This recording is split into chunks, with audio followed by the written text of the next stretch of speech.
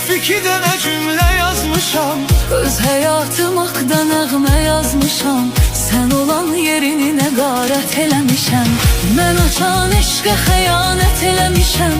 Sənə öz canımı əmanət eləmişəm. Qara saçlarımı ağartmısan mənim. Səndən Allaha şikayət eləmişəm.